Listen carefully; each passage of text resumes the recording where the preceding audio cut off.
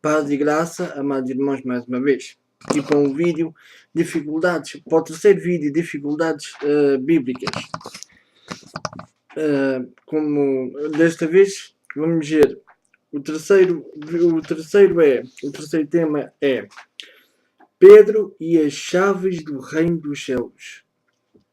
E diz assim, e é favor de explicarem-me o sentido das palavras dirigidas por Jesus a São Pedro, as quais estão escritas no Evangelho de Mateus 16:19, e dizem o seguinte: eu darei as chaves do reino dos céus, e tudo o que ligares na terra será ligado nos céus, e tudo o que desligares na terra será desligado nos céus. Aqui, pois, como podemos ver, aqui agora, aqui o irmão pediu então este significado. E agora vamos então ver o que está aqui a acontecer.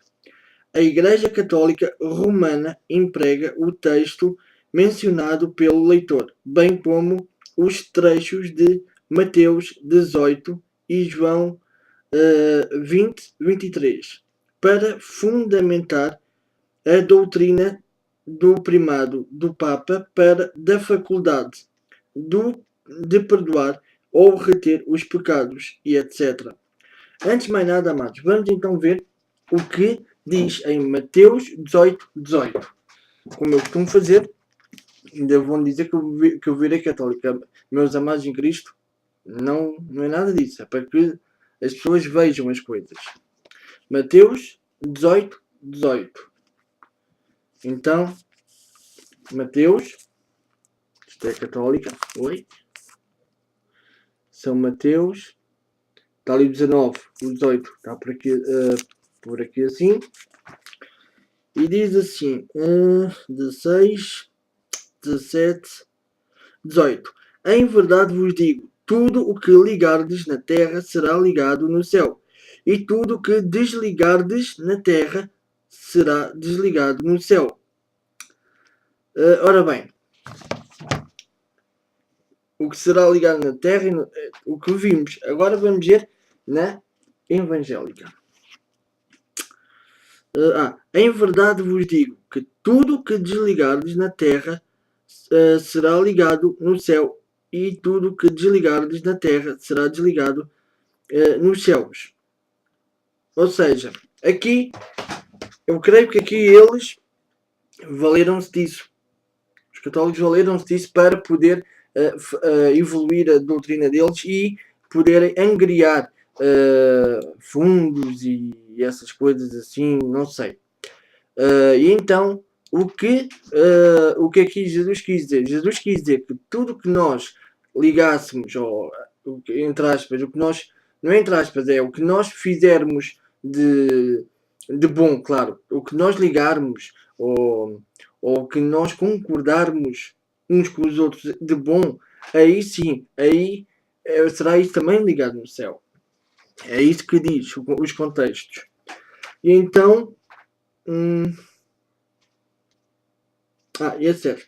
Para o catolicismo romano, as chaves de Pedro, ou o poder das chaves, designa o supremo poder da jurisdição e o poder sacerdotal na administração do sacramento da penitência. Como já vimos antes, nem penitência nem purgatório há.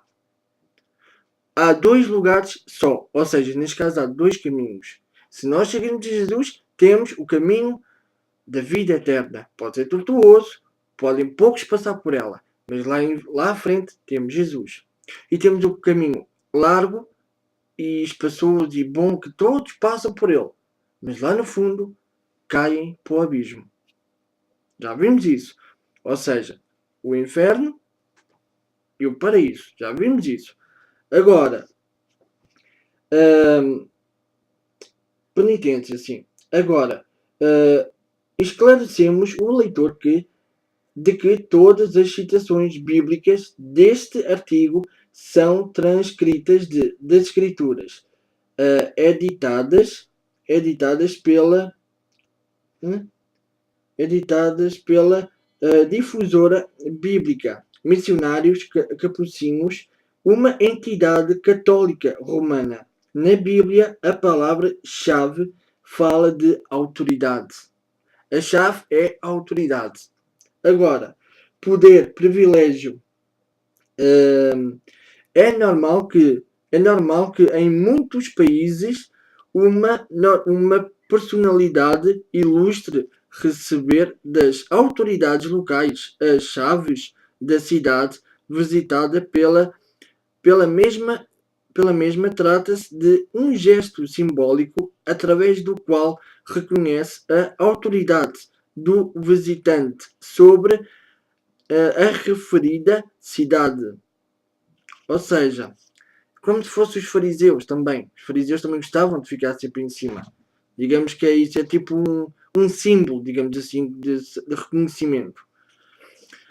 Agora, reino dos céus, na acepção teológica, é a esfera do governo espiritual de Deus que aqui no mundo, ou como alguém disse, a esfera da fé cristã. O Senhor Jesus, no texto bíblico citado na pergunta em causa, prometeu a Pedro que lhe daria as chaves do reino dos céus, não as chaves dos céus habitados, especial do Criador, morada dos bem-aventurados, pois aquele apóstolo não é o guardião do paraíso, o porteiro do céu, ou da igreja, como muita gente erroneamente pensa.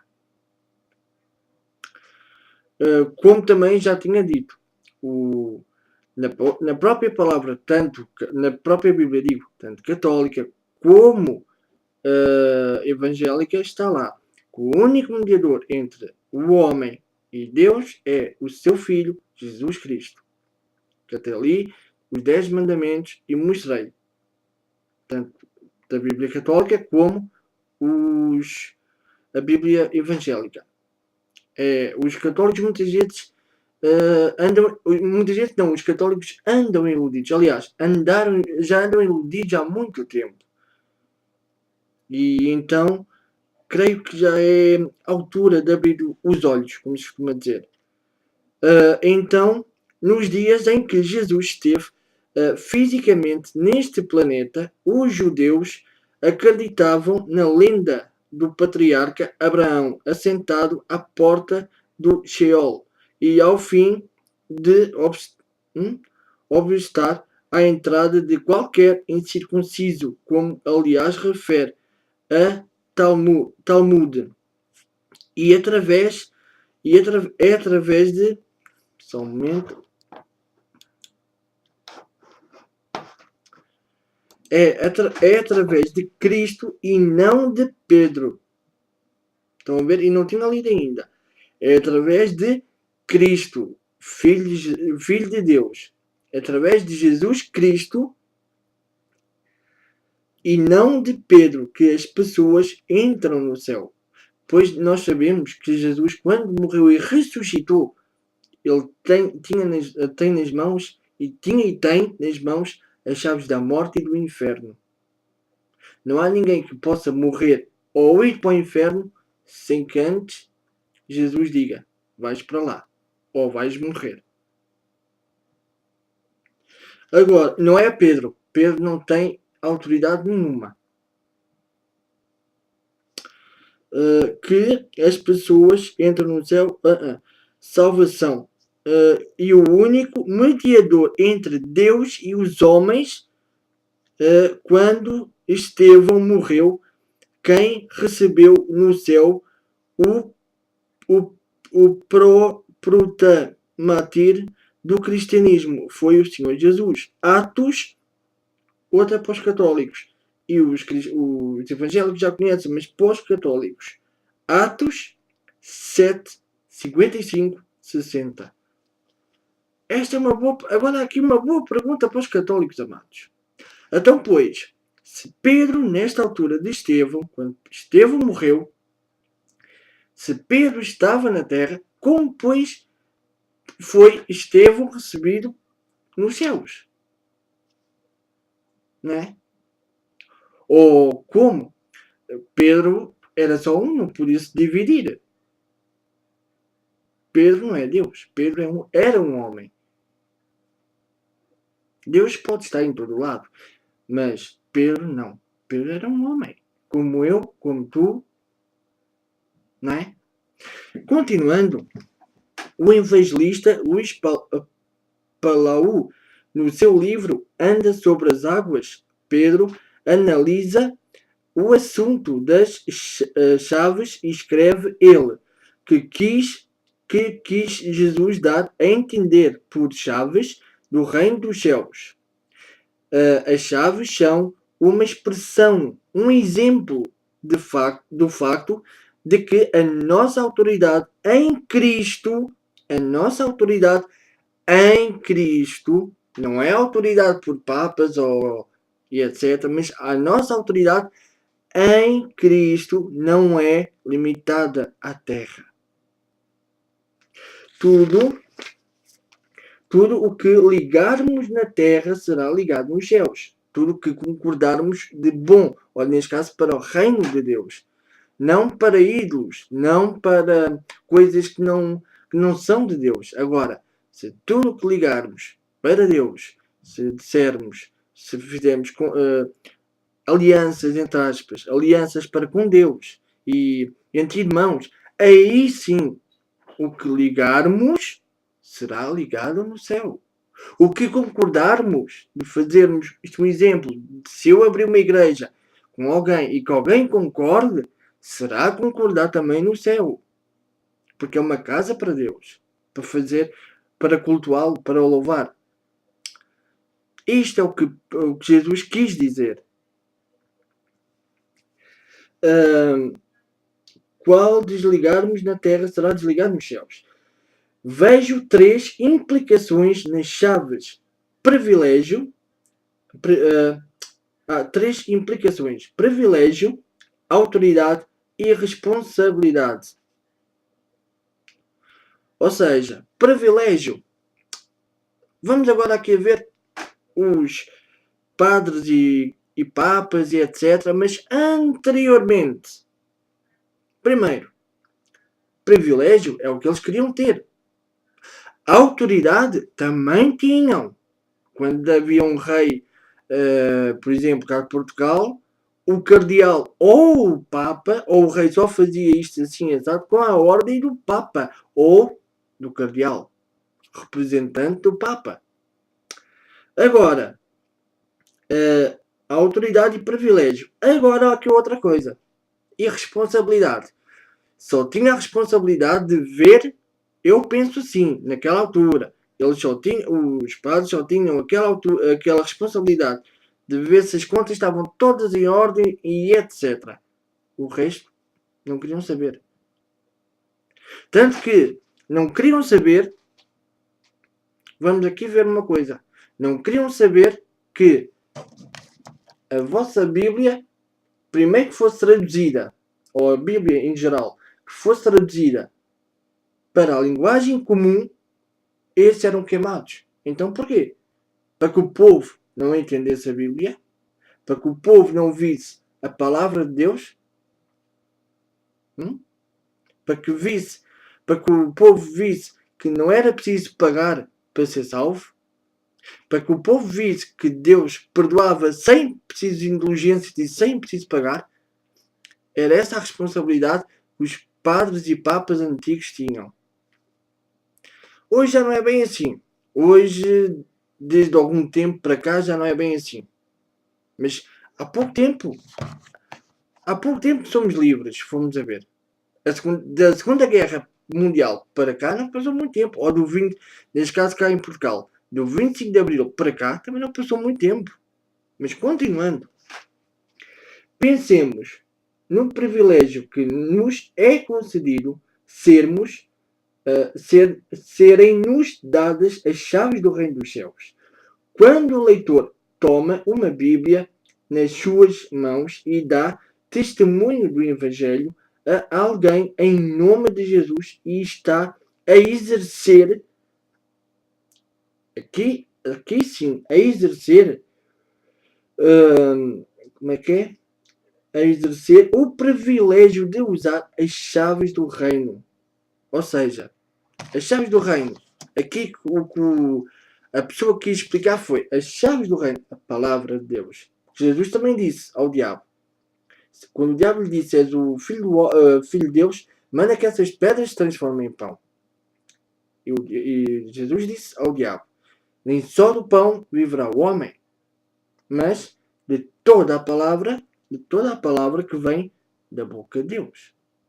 Ou seja, a Bíblia. E na Bíblia, se nós formos a ver, o privilégio que nós temos de ter a palavra de Deus nas nossas mãos, de falar dela, de compartilhar com ela, isso é um privilégio. A palavra do do Todo-Poderoso é um privilégio. Privilégio mais concedido a sermos isto é o privilégio. Agora, quando o leitor exercer o privilégio, isto é ter privilégio. Agora, pode falar com autoridade, não precisa de ser apologético, proferir um discurso a justificar ou defender a sua atuação, ou inseguro poderá dizer com toda a ousadia que Jesus Cristo é o Filho de Deus e que ele transforma vidas e dá paz divina. Isto para mim é que é falar com autoridade. É dizer o que Jesus faz. Porque Jesus tem autoridade e Jesus faz isto. Isto é falar com autoridade. Agora, além do privilégio e autoridade que possuímos em Cristo, não em Pedro, em Cristo, as chaves falam de responsabilidade. Alguns de nós, todavia, preferimos antes passar toda a responsabilidade para os ombros dos pregadores e professores da Bíblia. Aqui é um bocado de verdade.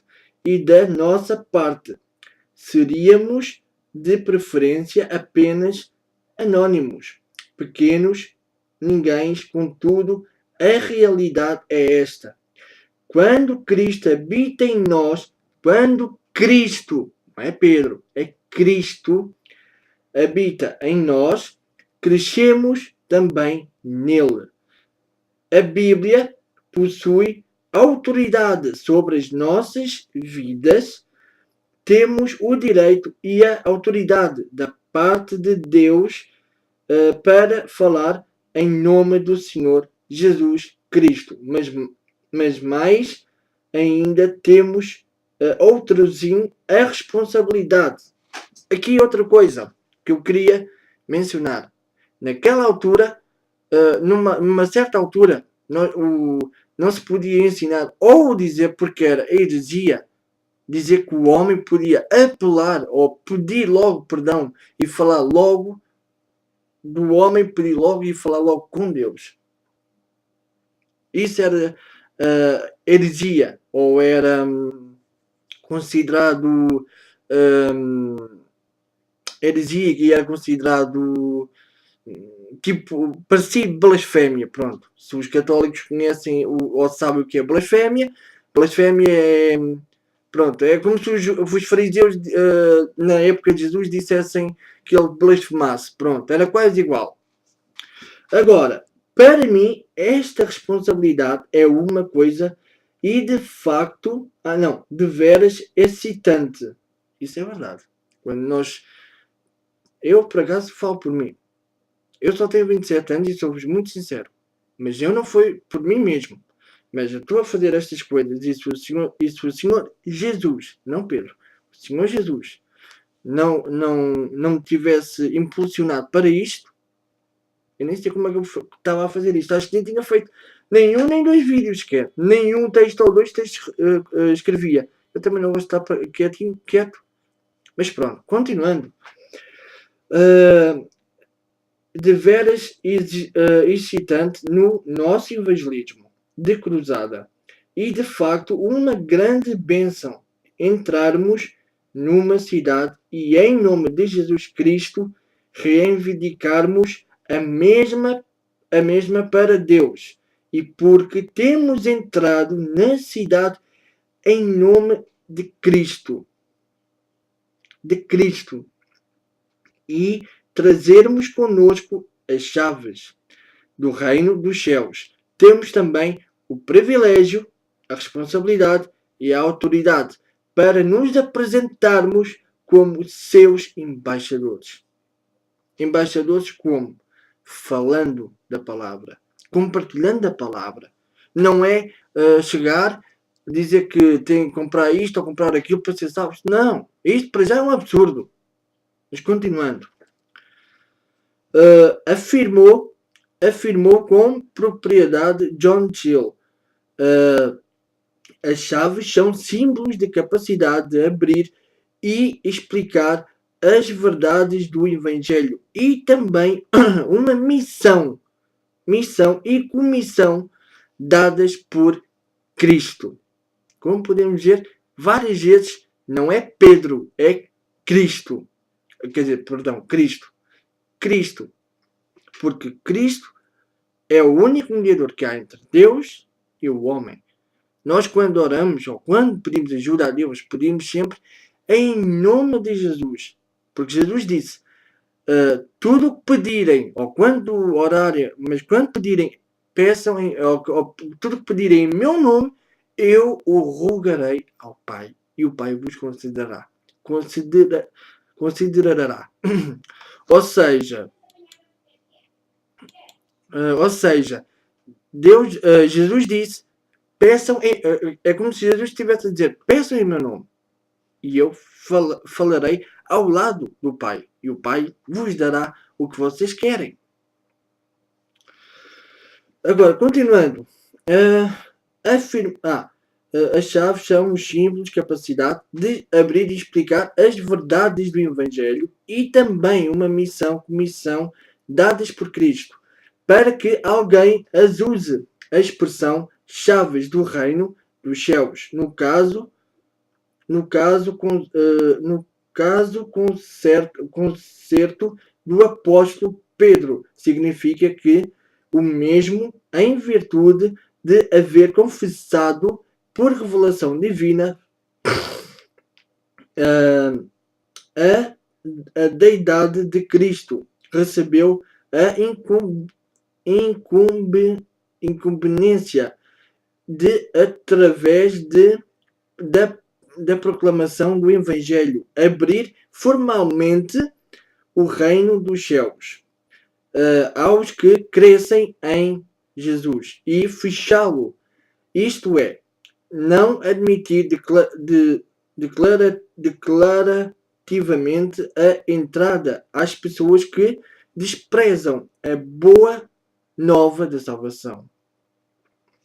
O apóstolo usou o modo simbólico das chaves no dia de Pentecostes, quando, ao pregar o Evangelho, abriu a porta da fé, a porta da graça de Deus, a porta do reino dos céus aos judeus, em Atos 2, 38 a 42, os quais se converteram a Cristo, formando a igreja.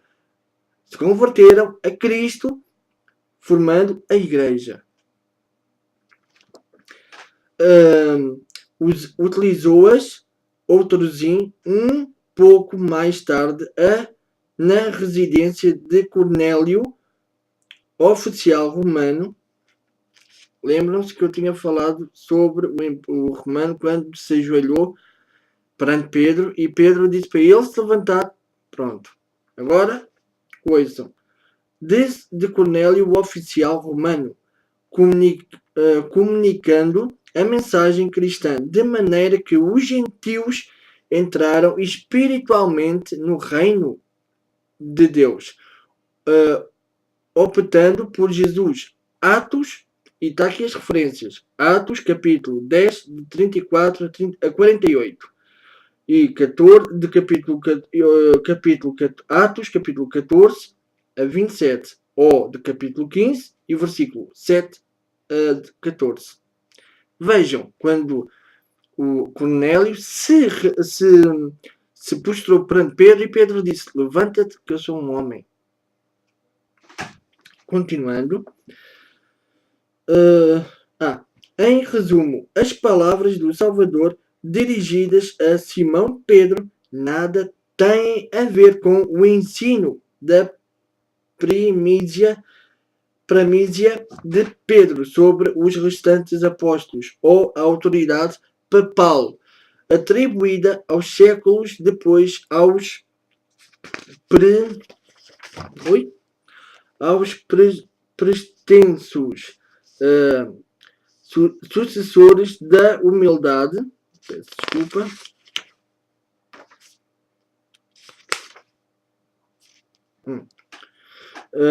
Sucessores da humildade, servo de Deus, que se considera simples presbítero, idêntica promessa de Jesus é feita aos outros discípulos, como se poderá verificar em Mateus 18:18. Em verdade vos digo, tudo que ligardes na terra será ligado no céu, e tudo que desligardes na terra será desligado no céu. Aqui desligados é quando nós houver uma zanga e cada um para o seu lado, aqui será igual nos céus. Agora, tais palavras aqui estão mais relacionadas com a disciplina da igreja em face da atitude com Tomás do ofensor e qual nem sequer escuta a mesma no sentido de reconciliar-se com o seu irmão. Mateus capítulo 18, versículo 15 a 22. Peço desculpas.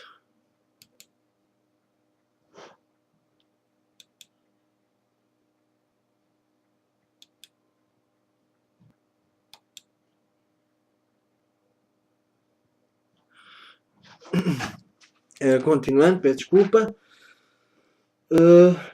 Se as palavras de Cristo dirigidas aos seus discípulos em João 20, capítulo 20, versículo 23, aqueles a quem perdoardes os pecados ser-lhe-ão perdoados. Aqueles que a quem os retiverdes ser-lhe-ão retidos. Não quer dizer que têm que pagar para serem perdoados.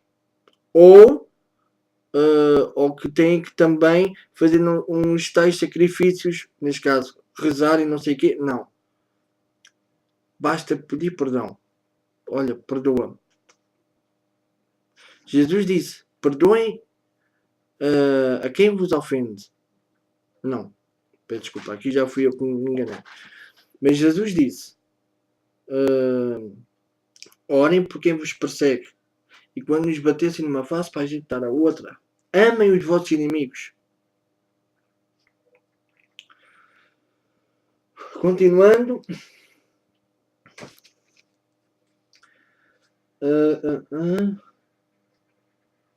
Aqueles que perdoardes. E aqueles serão explicam de certo modo o ato de ligar e desligar. Ser-se-á que o texto bíblico de Atos 10, 43 pode ser usado como exemplo de seu exercício, como lemos algures através da proclamação do Evangelho, fazer-se o anúncio de que a aceitação confere desligamento da culpa e pena do pecado, e a rejeição deixa o pecado ligado para o juízo. Rosel Norman escreveu o seguinte: o perdão de pecados não pertence ao indivíduo em si mesmo, mas Cristo outorga essa autoridade àqueles que pregam a palavra de Deus. Portanto, a aceitação ou rejeição dessa mensagem é que determina o perdão ou ausência de perdão dos pecados. O homem não perdoa, nem se recusa a perdoar. Todavia, a sua ação, uma vez dirigida por Deus, está revestida dessa autoridade. O trecho de Mateus 18, Mateus capítulo 18, versículo 16 ao versículo 18, fala na disciplina na igreja e é de notar-se que aquilo que antes fora dado a Pedro torna-se depois função dos membros comuns da igreja, pelo menos nesse importante aspecto. O assentimento dos membros da igreja sobre qualquer problema disciplinar, naturalmente, considerando-se que o caso seja justo, tem a aprovação dos céus, porque dos céus é que vem a autoridade da igreja. O versículo 18 indica que esse poder se estende a mais coisas, além da disciplina, parecendo ser também de natureza geral, como a declaração constante em Mateus capítulo 16, versículo 19. Portanto, pelo menos em termos genéricos, parece que aquilo que foi conferido a Pedro mais tarde também foi dado à igreja em geral, para ser usado por consentimento mútuo. Mateus capítulo 16, versículo 19. Tem dado motivo de controvérsias. Alguns exageram o seu ensinamento e procuram fazer de Pedro o primeiro Papa, como se houvesse exercido poder e autoridade quase sem limite e uma autoridade inerrante, porém, a simples leitura do texto deita por terra essa ideia, o que também se dá com os textos em João, capítulo 20, verso 23, e Mateus, capítulo 18, versículos 16 a 18. A saber, esses poderes não foram dados exclusivamente a Pedro, mas estenderam-se outrosim a todos os outros apóstolos e ao consenso da Igreja. Diz o mesmo autor acerca da pretensa sucessão apostólica, ainda que tivéssemos de admitir que somente os apóstolos possuíam a autoridade de perdoar pecados na qualidade de representantes de Deus, seria impossível demonstrar a chamada doutrina da sucessão apostólica. Seria impossível demonstrar a chamada doutrina da sucessão apostólica. E ainda que fosse possível provar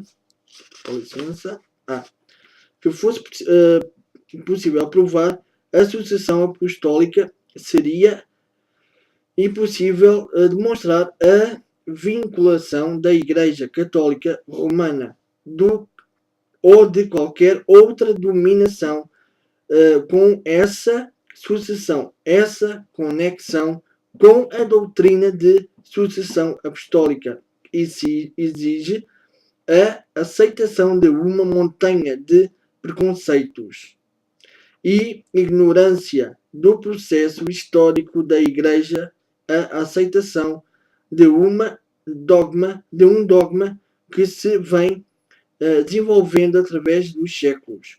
O pecado precipitou de alguns séculos para desenvolver-se até ser o que é hoje o clero. O pecado, o clero. Tal como hoje se encontra em seus sistemas de hierarquia eclesiástica, também é desenvolvimento de séculos, como se poderia identificar qualquer coisa preferida aos apóstolos com esses desenvolvimentos eclesiásticos. A aceitação disso exige um grande salto de fé, uma extenuante ginástica lógica, porque se ficarmos com o Novo Testamento e as suas doutrinas, dificilmente poderemos aceitar esses saltos no escuro. O poder de ligar e desligar, Mateus 16, 19, não diz respeito exclusivamente ao apóstolo Pedro, mas também aos outros seguidores de Cristo. João 20, 19, 23. No texto de Mateus 18, 18, o Divino Mestre tem a vista à Igreja como se verifica pelo contexto e a qual pode ligar ou desligar da comunhão e o respeito membro, analisando-se o trecho de Mateus 16, versículo 13 a 23, nota-se que após a confissão da divindade de Jesus por parte de Pedro, o Salvador declara que edificará a sua igreja. A pedra de confissão do apóstolo, Mateus 16, 16, ou talvez a pedra da pessoa de Cristo. Poucos foram os pais da igreja que acreditavam ser Pedro a pedra fundamental da igreja segundo a Bíblia. A pedra angular é Jesus Cristo. Atos 4:11. Sendo os membros da igreja pedras vivas. Primeira de Pedro, que foi escrito por Pedro, 1 Pedro, capítulo 2, versículo 5. Tendo Deus Pai revelado a Simão Pedro ser Jesus mais do que um profeta e asseverado ele publicamente essa verdade, foi concedido o privilégio de utilizar as chaves do reino, a esfera do governo de Deus na terra, isto é, de abrir ou fechar a porta do reino dos céus através da proclamação do Evangelho e que a quem aceitasse ou rejeitasse as boas novas de Deus. O apóstolo empregou simbolicamente essas chaves no dia de Pentecostes. Atos, capítulo 2, 37, verso 37 a 41. E na casa de Cornélio, Atos 10, 34, verso 34 e 38. 14, 27, como já tinha dito antes. Sobre Mateus 16, 19. Escreveu o ex-padre L. Sancitis e dado passo do seu comentário, não há quem ignore o uso faz a Igreja Romana deste texto e é o verdadeiro cavalo de Troia e o arsenal de todas as suas invenções. Deste texto extrai o primado do Papa, o poder de absolver ou reter os pecados. O Papa. Quem é o Papa? O Papa não pode fazer nada. Nem Papa, nem Pedro. Como já vimos anteriormente, O único mediador entre Deus e o homem é Jesus. Pecados a seu belo prazer, tirando também do mesmo o poder da absolvição, não só neste mundo, como ainda no outro, e bem assim a pretensão do poder de excluir a quem lhe aprover do reino de Cristo. Aqui, se calhar, se lhe dessem mais umas boas moedas, se calhar, ou um bom dinheiro, se calhar estava tudo bem. Daqui a virtude das indulgências e o absoluto domínio sobre o purgatório para ligar e livrar daquela prisão a quem melhor pague. Daqui a autoridade de desligar de qualquer obrigação, de qualquer promessa, de qualquer juramento, daqui como o fez no passado, e o poder de suscitar as guerras, depondo os soberanos e desligando os súbditos do dever da obediência, e excomungar por sua vez os súbditos. Bem me parecia que tinha a ver com as moedas. Segundo os interesses da Igreja e da religião, daqui outros 1000 absurdos que longo seria enumerar. O autor de Pedro nunca foi Papa. Diz o seguinte no seu livro A Função de Perdoar ou Reter, que Pedro e todos desempenharam não tem marca. Podia ter caráter judicial.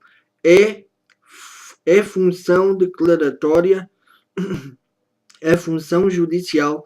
O real perdão e julgamento dos pecados estão com Deus. O perdão é declarado na base do arrependimento e da fé,